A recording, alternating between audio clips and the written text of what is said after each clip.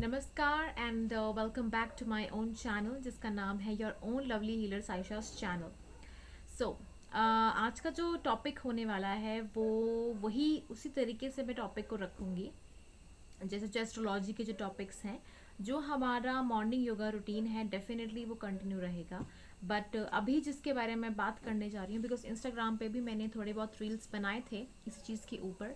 So I really wanted कि मैं इस चीज़ को यूट्यूब पे भी थोड़ा शेयर करूँ और जितना हो सके मैं उसको शेयर करूँगी। सो हम बहुत ज़्यादा बात करते हैं एक चीज़ के बारे में, और वो होता है कि हम मांगलिक हैं और हम बहुत मांगलिक लोगों से मिलते भी हैं। एंड ऑल्सो लाइक कि जो हमारी लाइफ में जो मांगलिक लोग होते हैं वो किस तरीके से होते हैं। ओके, सो सबसे पहले तो आप क्या मंगल से सोचते हो, मंगल क्या है, मंगल और मांगलिक होना क्या होता है। तो मांगलिक और मंगल होना, क्योंकि क्या होता है कि बहुत सारे लोग डर जाते हैं पहले तो, क्योंकि हम क्या करते हैं, हम जब किसी टिपड़ा दिखाने के लिए, सॉरी ये पहाड़ी है टिपड़ा, सो हम कुंडली दिखाने के लिए जब भी किसी पंडित जी के पास जाते हैं या फिर हम खुद ही चेक कर लेते हैं एस्ट्रोलॉजी, हमारी बहुत सारी वेबसाइट्स बन चुकी हैं। सो जब भी हम वहाँ जाते हैं तो हम चेक करते हैं कि वहाँ पे रिटन में लिखा हुआ भी आता है कि वहाँ पे आपको मंगल दोष है। जब आप उस चीज़ को देखते हो ना, तब आपको फील होता है कि ओ अच्छा मंगल दोष है। अब उसके बारे में फिर आप पता करना शुरू कर देते हो। तो बहुत सारे एस्ट्रोलॉजर्स या यूट्यूबर्स, बहुत सारे मेरी तरह, उनके अलग अलग ख्याल हैं, उनके अलग अलग एक्सपीरियंसेस हैं जो कि बिल्कुल सही है अपनी जगह पे। बट ये जो वीडियो है ये मैं आपको इसलिए शेयर कर रही हूँ बिकॉज यहाँ पे कुछ एक्सपीरियंसेस ऐसे भी हैं जो मुझे इनकाउंटर हुए हैं अपनी लाइफ में। बिकॉज जब भी आप प्लैनेट्स की बात करो, कुंडली की बात करो, और जब भी आप अपने एक्सपीरियंसेस की बात करो, तो it's a kind of a research. जब हम कोई रिसर्च करते हैं तो उसमें जो भी हम स्टडी करते हैं उसको हम शेयर करते हैं। तो वही चीज़ मैं आपके साथ शेयर कर रही हूँ मांगलिक्स के बारे में। ओके, सो ये आपको हेल्प कर सकता है and for fellow other YouTubers also to know this that what actually it is all about.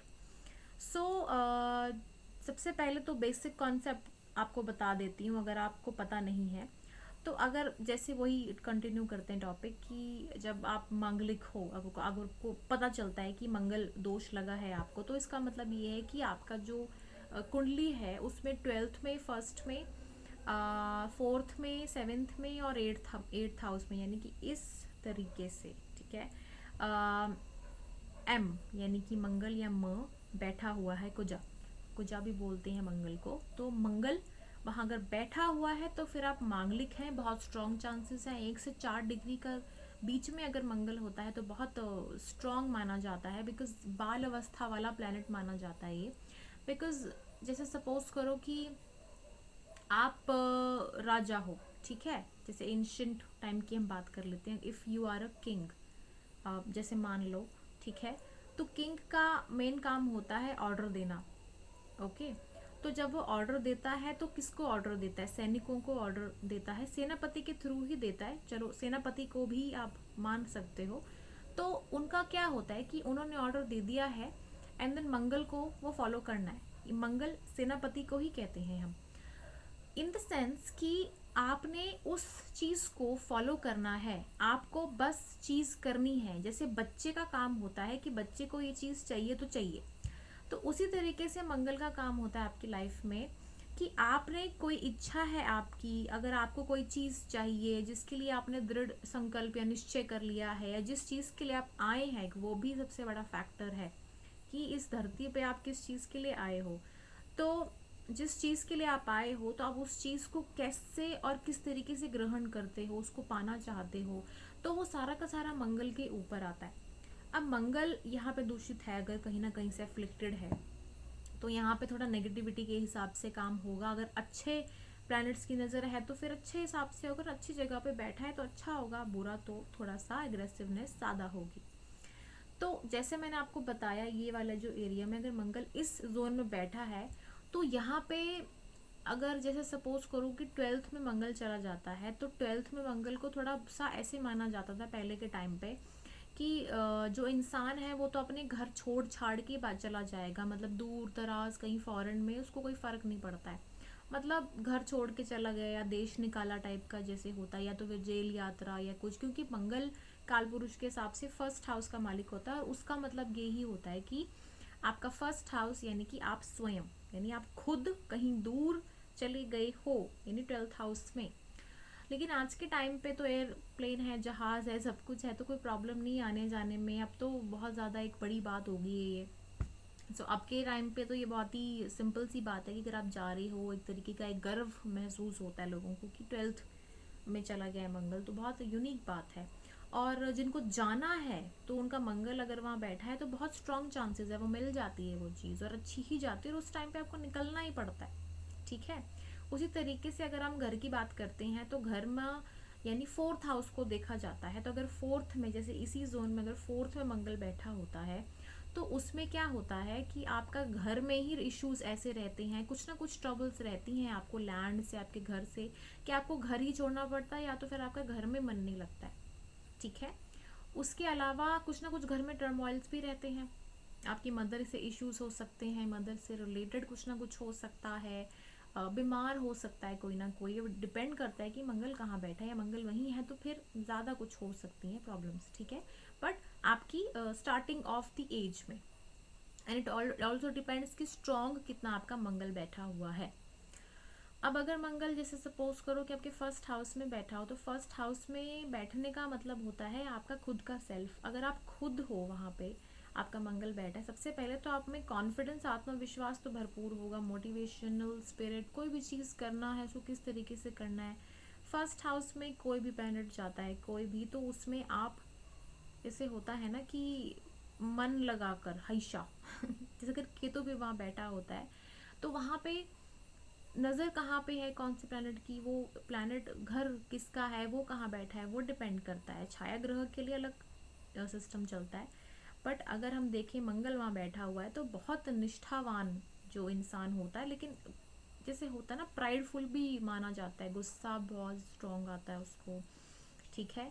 तो वही चीज़ और वही एग्रेशन फिर उसके ऑपोजिट पार्टनर पे निकलता है, इसीलिए 7th हाउस को भी इसी तरीके से माना जाता है। तो 7th हाउस में होता तो उसके पार्टनर का बहुत स्ट्रॉन्ग इम्पैक्ट रहता है उस इंसान के ऊपर। तो जैसे कि किसी बकरी की शादी करा दी शेर के साथ, ऐसा वाला हिसाब हो जाता है, तो बहुत स्ट्रॉन्ग इम्पैक्ट पड़ता है, इसलिए मंगल को दोष माना जाता है। यानी कि आप अगर बोलो कि एक इमोशनल इंसान की शादी करवा दी है किसी क्रूर इंसान के साथ, तो बहुत झटके वाला काम हो जाता है, आपकी लाइफ ही हिल जाती है इससे, कि मतलब आप क्या करो क्या ना करो, ऐसी चीज़ें हो जाती हैं। तो मांगलिक होना एक तरीके का ब्लेसिंग भी है, क्योंकि आज के टाइम पे आप जो चाहते हो, जैसे अगर आपको शिफ्ट करना है बहुत अच्छी बात है, घूमना है जाना है ठीक है, लेकिन पहले के टाइम पे बहुत खतरनाक था ये, टू बी ऑनेस्ट। ठीक है। आज के टाइम पे जैसे इलीगल रिलेशनशिप्स होते हैं मल्टीपल, तो वो भी इस चीज़ से देखा जा सकता है, बिकॉज यहाँ पे पैशन का कारक भी मंगल को माना जाता है, अगर शुक्र के साथ उसका कहीं कॉम्बिनेशन बनता है, और 7th में वही चीज़ आ जाती है। अब लास्ट पड़ता है इसमें 8th में, तो 8th में सपोज करो मंगल आ जाता है, तो मंगल का वहाँ पे आने का ये मतलब होता है कि जैसे सपोज करो कि आप किसी ऐसी जगह पे चले गए हो जहाँ पे आपको पता ही नहीं फाइट कहाँ पे करनी है, लेकिन आप फिर भी आत्मविश्वासी रहोगे, निडर रहोगे। और जैसे पापक ग्रह भी माना जाता है, वो सॉरी पापक खाना जैसे होता है 6, 8 और 12th, मतलब ऐसे स्ट्रॉन्ग ऐसे घर माने जाते हैं जो बहुत खतरनाक होते हैं, जिनमें दुश्मनों का कोर्ट कचहरी, सडन इवेंट्स, या फिर बहुत ही अजीब अजीब सी चीज़ें होती हैं। तो ऐसे ऐसे जो प्लैनेट्स अगर वहाँ जाते हैं तो वो ठीक रहता है, इससे आपको शक्ति मिलती है, पावर मिलती है। खतरनाक प्लैनेट्स खतरनाक जगह जाते हैं तो फिर आपको समझ आता है, अगर सॉफ्ट प्लैनेट जाता है वहाँ पे, then it's a kind of a difficult situation, आपको समझना पड़ता है, या आपके लिए एक चैलेंज हो जाता है लाइफ में। तो for those I think Mangal's का वहाँ पे ठीक है, पर ठीक नहीं भी है, क्योंकि आपका जो राक्षस वाला जो टर्म होता है ना, वो ज़्यादा हो जाती है, इन द सेंस कि आपको नेगेटिविटी में रहना पसंद आ जाना शुरू हो जाता है, और वैसा ही आपको ससुराल पक्ष पे मिलता है, और भी बहुत सारी चीज़ें हैं जो देखने में आती हैं। ओके, फिर आप शादी कर कहीं पे भी सेटल होते हो, कैसे लोग मिलते हैं, दैट ऑल्सो डिपेंड्स।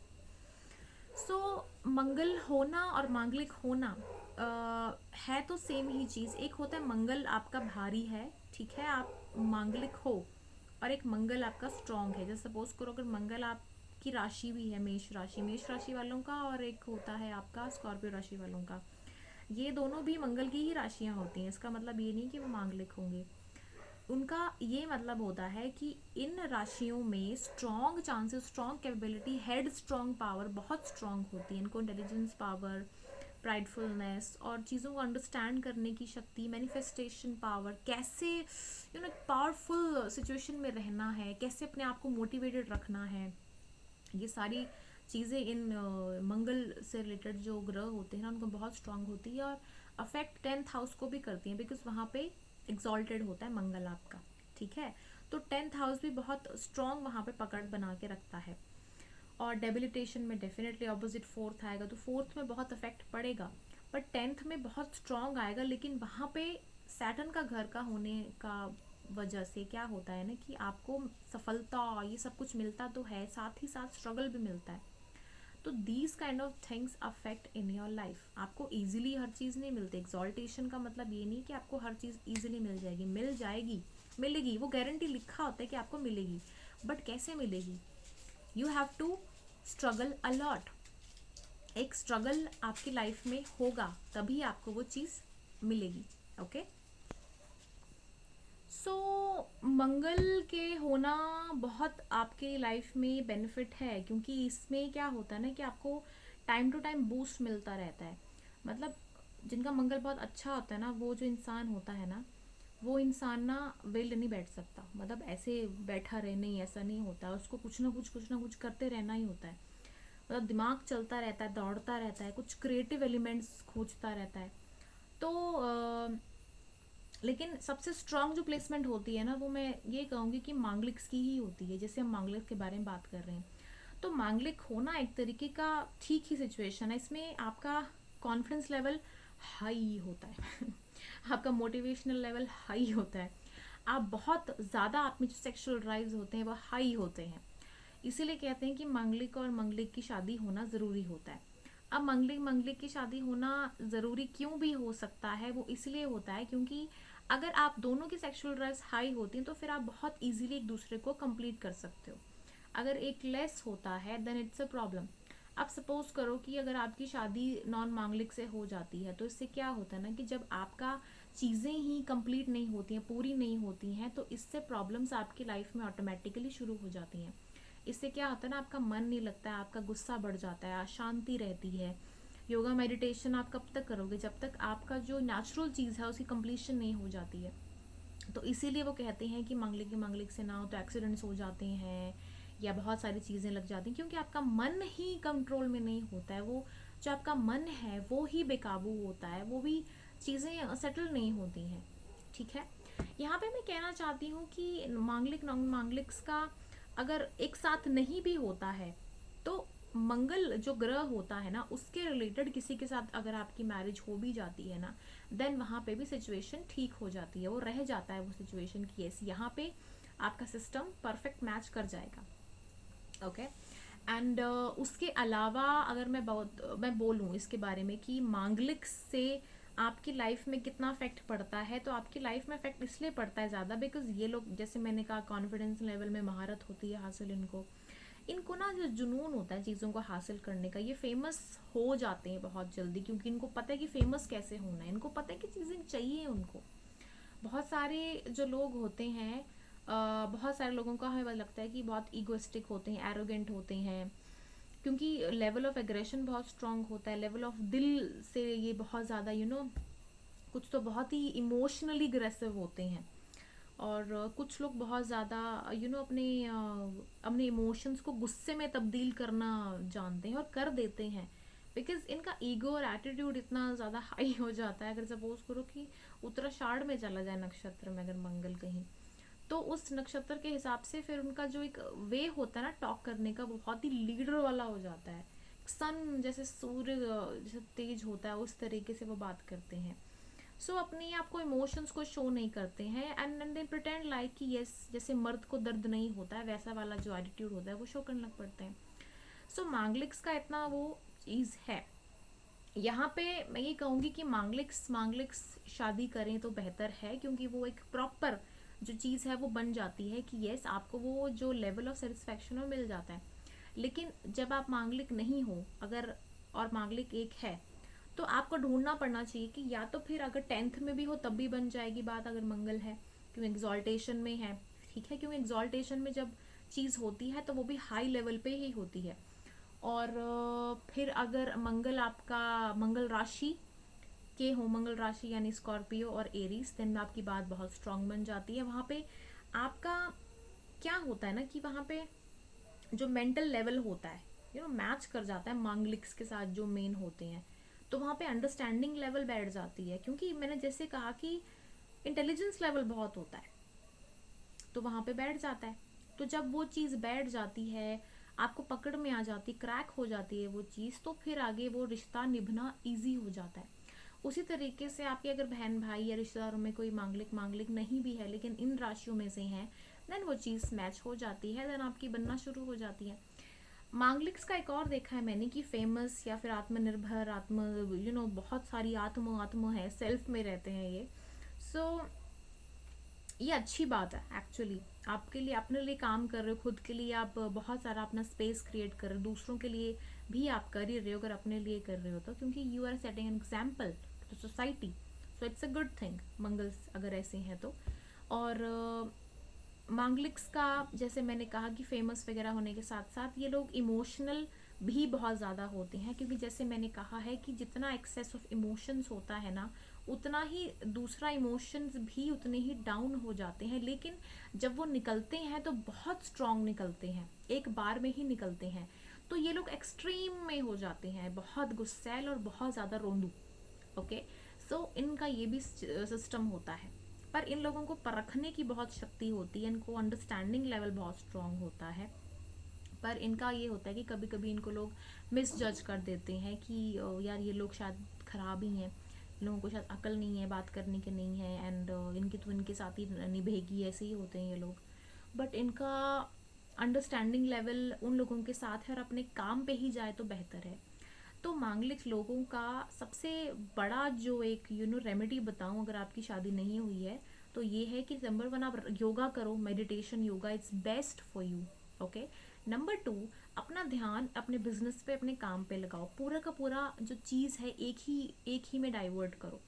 ओके, अगर आप नहीं कर पा रहे हो देन आपको चीज़ें अंडरस्टैंड करने में प्रॉब्लम आएगी, आप लोगों से बात नहीं कर पाओगे ढंग से, और होती भी नहीं है उनसे बात।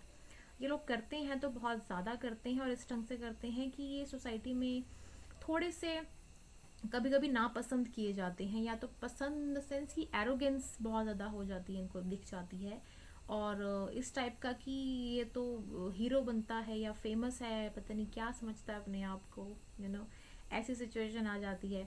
तो इन लोगों को थोड़ा सा अपने आप को अंडरस्टैंड करने की ज़रूरत पड़ती है कि आप सबसे पहले अपने आप को देखो कि आप कैसे रोल अदा करते हो सोसाइटी में अपने लिए, और कैसे अपने लिए जगह बनाते हो। ठीक है, सो ये चीज़ मैं देख पा रही हूँ।